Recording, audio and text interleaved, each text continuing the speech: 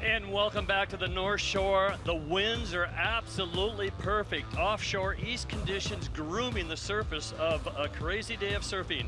Taking to the water, heat number 2, non-elimination heat. But boy, if you win, skip around, cha-ching. Josh Kerr versus Filipe Toledo. And Gabriel Medina takes to the water, and thousands of fans rush to the water's edge to watch him.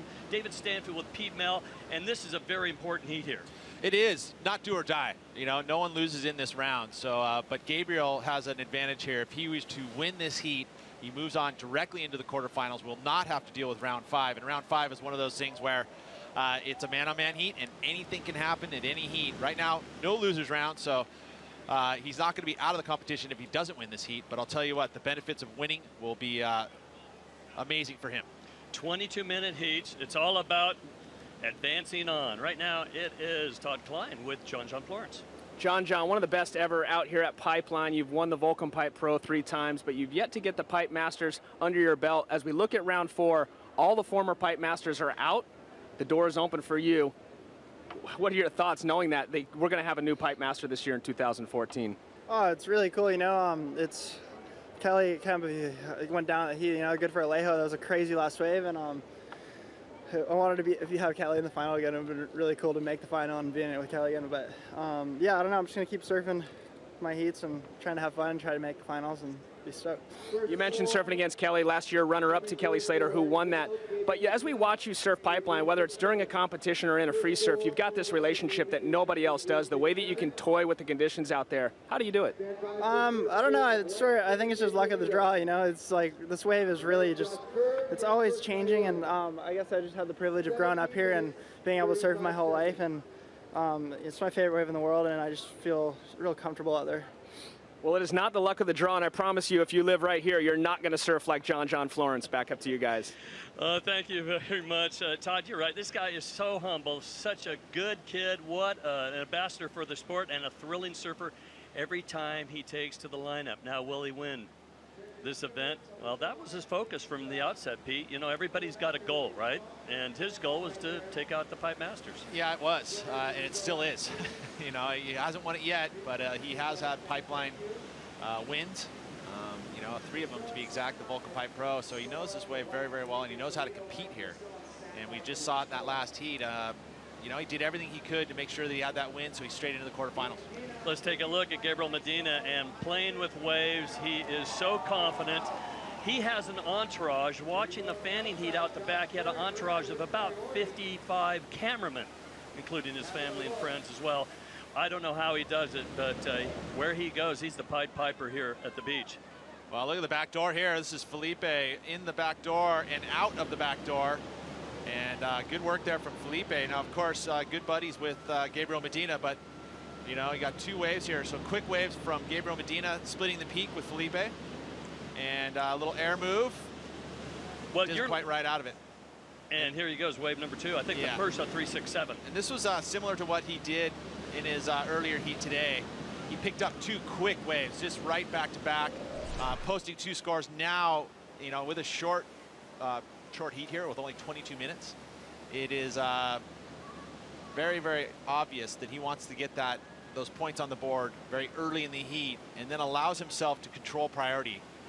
Once you get into that priority, you want to wait for that gem of a wave to already know, because there's not that many. In 22 minutes, you'd say that there's probably maybe opportunity of maybe 3 waves that are going to be, and again, we're talking about the ocean and the luck and being in position, but when you have priority, it's good to hold on to it and wait for that one wave that's going to come and give you really separation from the pack, really, because there's only those 2 or 3 high-quality waves. You are watching 3 of the greatest aerialists in the world, but at Pipeline, correct? So they're asked to deliver a barrel, if they can, and watch for some spectacular punts. Yeah, John's not in this, they're obvious, but look at this lineup. Pipeline, Filipe Toledo, Josh Kerr, a multi-time world aerialist champion, and Gabriel Medina, the wonder kid, who was doing he looked like he was on a pogo stick yesterday afternoon, the way he was popping off these waves. Multiple rotations. Let's see, they need a barrel and they need to make it happen. Well, we saw it. Medina with the last priority, though. Josh looking for his first wave, first priority, our surfer in red. We saw it, in the very first round when we watched Filipe punt that big, huge backside rotation, complete all the way around, and it came up at 2.97. With your saying of these 3 guys in the water right now, yeah, we would hope that we'd see some big air moves. Today, looking at conditions, no, it's about the barrel again. We're gonna, you know, they're all accomplished barrel riders, so that's their focus, is to get barreled. Josh Kerr drags his hand, looking for a long backdoor run. It's still opening for him. Can he get in? No. What happened there, Pete? Well, the whitewash grabbed the nose of his board, slowed him down, and upended him. It basically is like, you know, the tight end comes underneath you and takes you out. That's exactly what happened to him. Toledo, next wave, opening right there. Toledo comes out low and then tucks underneath. So what looks to be very opportunistic waves right there did not work out for both those guys. Well, Josh Kerr got upended. You can see what happens here. Let's watch Filipe's first. But Filipe, similar type of wave. He had to negotiate that foamy section. It wasn't very hollow right off the takeoff. He had to pump into it. It clamped. He was able to get through that section and exit. And that's going to be a better wave. When you show that you completed the move, completed the barrel, you're going to get a better score. Josh, same thing here. So this wave kind of starts to clamp up. See how it just fell that second, grabbed the nose of his board, slowed him down, and his forward momentum threw him off the front of the board and went down. And he dives away from his board, and you can see the red singlet going over the falls. That's his first wave. With priority right now, Gabriel Medina with a 3.67 and a 2.67. Now, what we have been told, if something happens in terms of guys advancing across, when we do go back to the overlapping heats, we will not see Medina and Fanning in overlapping heats. Well, what happens here, second and third in these heats, they flip-flop whatever round 5 heats they're in, right? So it's conceivably what you're saying here, Dave, is that however this thing unfolds, there would be, because we're going into overlapping heats into round 5, that if they do have an opportunity to be in the water at the exact same time, the commissioner will switch those heats around to make sure that they're not in the water, so you have none of that kind of stuff going on where it could be, you know, you're blocking your other athlete there in the water. We don't want to see that. We want to see a clean title race, and in order to do that, you got to keep them both out of the water at that same time for round 5 or even the quarterfinals. Asking for a little situation is Filipe Toledo. He comes in as the youngest in the lineup at 19, Gabriel Medina at 20, and it will turn 21 on December 22nd. And he hopes to celebrate with a world title. The only one that's going to stop him would be Mick Fanning. And Josh Kerr, his first wave on 193. We'll be right back with more action. It's heat number 2. Stay with us.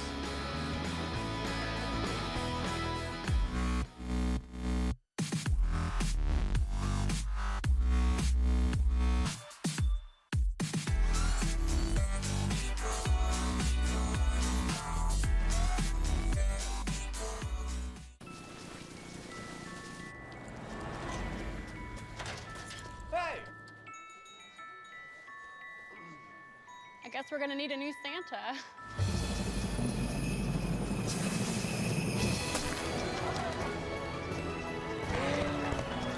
More people are coming to Audi than ever before. See why now is the best time. 'Tis the season to get exceptional offers on select models at the Season of Audi sales event. It's how we keep our independence online, burning bright.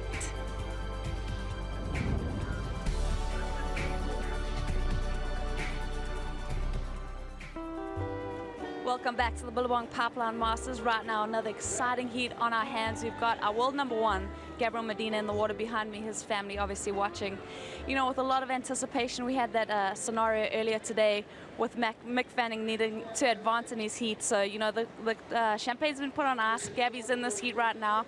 He's in the priority situation, so he can choose to take whatever wave he wants. But, you know, things are definitely starting to heat up. I think you can definitely feel the anticipation and the hype, and just everything is really accumulated to come to this moment with these guys competing in the water. Hey, Rosie, I got to ask you, I mean, in your observations of the family there, are they kind of chatty, or they kind of look to me like they're pretty solemn? They're not really talking to each other or anything. No, definitely. I think, you know, when it comes down to this, Pete, there's a lot of nerves that are coming into play, and it's been a lot of up and downs. Like I mentioned earlier, you know, it was pretty much Gabby watching Mick in that heat, and he was on the ropes for so long. So you kind of want to keep it a little bit cool and not get too ahead of yourself. Like I mentioned, these 3-man heats, you know, there's still a lot to get through. Mick Fanning, you know, he's going to come up in the next heat, so still a lot of surfing to come and a lot of lines out on the horizon. Indeed, and Gabriel Medina with priority needs a 6.80. It's Toledo that has the lead. The goofy footer pumps. He's deep in the barrel. It's going to squeeze at the end. Can he push out? No. Medina loses his priority. Will he better his 2-wave total? His best wave is a 3.67. The wave comes through, doesn't help him. I'll tell you what, this is where that pressure kind of situation comes into play, right? You know that he works best, Medina works best when he rides a lot of waves, right? So he didn't want to sit too long on ice there with priority. That wave looked like it was going to be a tough one to make. And that indecision of like, should this be the wave that I take use my priority here? It's 9 minutes in the heat, and all of those decisions are based on and what is going on in your head. You know, your chemicals are flared up, you've got adrenaline flowing, all this stuff going on, and it's so tough. And he's young, right? So he hasn't been able to feel these emotions ever before. This is a big, big moment for Medina. And this is all a learning process for him too. And you know, sometimes those decisions are good, sometimes they're bad.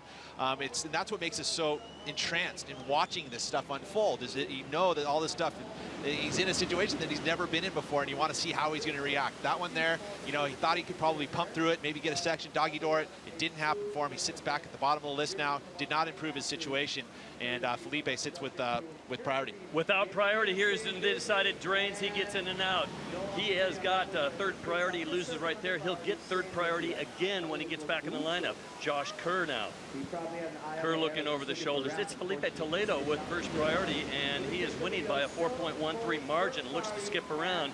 Toledo has priority. Here's the wave. Does he want it? Josh Kerr kind of keeping an eye on him, and he gives it to Kerr. Josh Kerr on his backhand, grabs rail, nice tuck underneath, high line, out, and then just dives, so he makes the most of that wave. Kerr was looking for an 8.54. That'll help his two-wave total. Yeah, it will. You know, I don't think it's the 8.54. No, but as he moves on. That 1.93 that he has in his scoreline could have easily been a 6.5 or a 7, as we watch Mick Fanning now as he hits down to the water's edge. Yeah, another big heat for him. He would love to get through this one. This is one of those bonus where you get to skip around. He wins.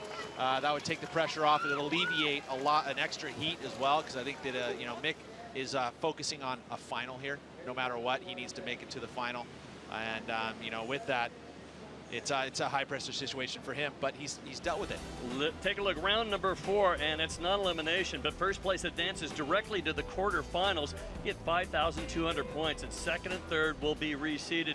As we take a look at live action here, as we take a look at this streamlined run for Gabriel Medina, looking for a 6.80. And he did that with sitting at the very bottom of the heat. So this kid's got such a great eye. Here's Josh Kerr, nice.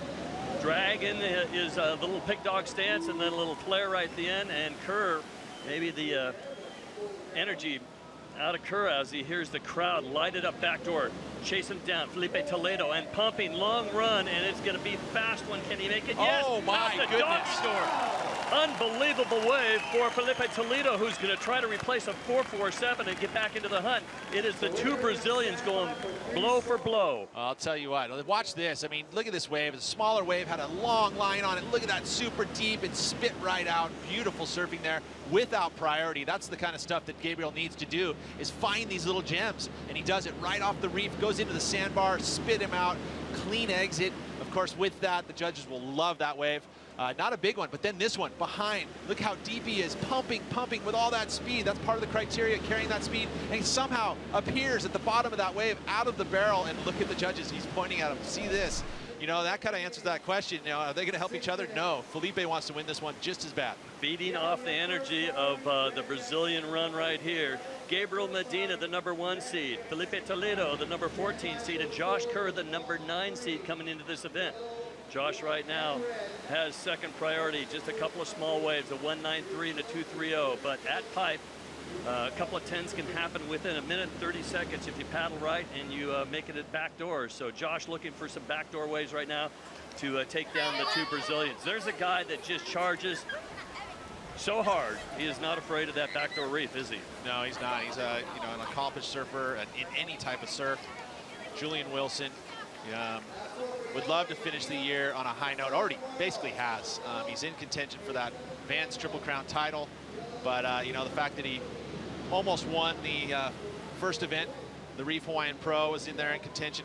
2 big airs to start off the heat, a couple 9s, thinking then, but Dusty had the hero heat to come back. But I'll tell you what, Julian Wilson finished the season. He was in a tough, you know, for him, you think he's a title contender, but he was actually struggling to find his way back on tour at the end of the year. So with him now, he's going to re-qualify. He's actually going to double qualify, which means he's safe on the World Qualifying Series, but right now, by making this heat, he's going to probably stick his sit and stay in that top 22. Gabriel Medina's run, the little zipper left, 7.0. Backdoor miracle run for Filipe Toledo, a 9.23. Gabriel Medina is in second and needs an 8.24. Josh Kerr needs a combination of 2 scores. 4 minutes and 20 seconds remaining, and let's take a look at the heat recap. Tell you what, a couple good waves in this one. You know, the conditions are improving as we've moved through. That was the first wave there for Filipe Toledo, and he was able to back it up. That was a 6.0. Medina sticking to the lefts and has found a few. He's got a pretty good heat total. He's got the 7.0 and a 3.67. But then this wave right here for Filipe, actually this is another one. He pumps up into it, somehow negotiates out the back door there, gets a pretty average score, 4.47. Doesn't even go into his top 2. Then Medina, without priority, actually in third priority, finds his best wave so far, a 7.0. But on the same set, Filipe, he finds his way on this back door and gets into the 9s, a 9.23, and takes that early lead. There we go, your leader at this point. Gabriel Medina needs an 8.24, and we heard the crowd yell. And during the recap, take a look at this backdoor wave, a little nugget for Medina. Well, Medina, and see, this is what he's got to do. He's got to keep his eyes open on both the forehand and the backhand, and he does that. He did it earlier in his early heat to make sure that he got out of that, and of course, with that wave right there, could find his way into contention. Needs an 8.24. I don't know if it's going to quite go 8.24, but wow, look at that. Just, you know what, from that angle, looks pretty good. Smaller wave, and did it again without priority. Wave size really isn't factored in, but in reality, you look at that, and it kind of is. I mean, at Pipeline, it makes a bigger wave is going to be more critical, which finds itself into the criteria.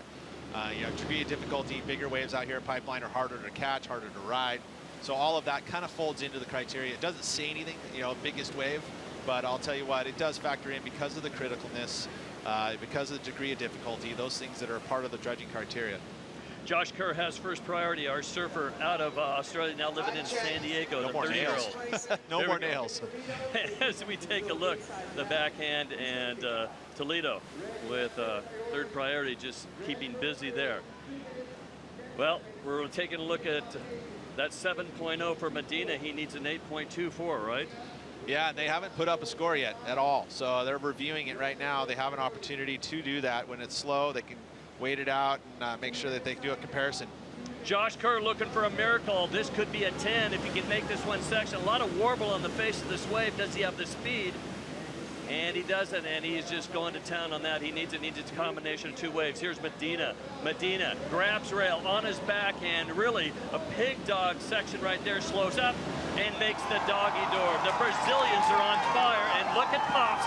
Charlie is hopping down the beach. Is that an 8.24? It looks like the wave prior coming in will not help him out in terms of jumping him to the lead, but the last 2 waves could make a difference. Well, that last wave is really, again, the score before that's not going to be enough. But again, he looks at the back door. He's able to get down underneath that section, somehow escapes getting just the lip landing directly on his head. Let's watch this. So this wave pretty much just looked like a closeout, but he steps up on it, slows down. This is a meaty wave. That's a critical section right there. That last little section where he low roads out of it, I think this is going to be enough. I think this is in the excellent range. And well, this is a look at the drop in here. Great technique on the backhand. You know, you wonder about this wave. Being able to ride backdoor on the backhand is so difficult, but Medina has just figured stuff out on the fly.